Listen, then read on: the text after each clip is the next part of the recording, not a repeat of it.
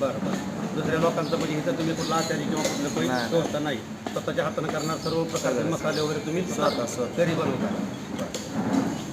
धन्यवाद दादा, बरं वाटलं तुमच्या इथं येऊन तुमच्या हॉटेलला बघून. आमचे व्ह्यूअर्स आले तर तुम्हाला त्यांच्यासाठी पत्ता आणि ॲड्रेस एकदा फक्त थोडंसं तुमच्याकडं सांगा.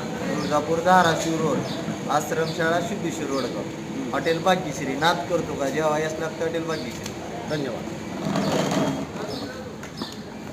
तर चला मित्रांनो, आपण आता पाहूया थोडासा परिसर, की असं एक 300 लोकांसाठी व्यवस्था केलेली आहे.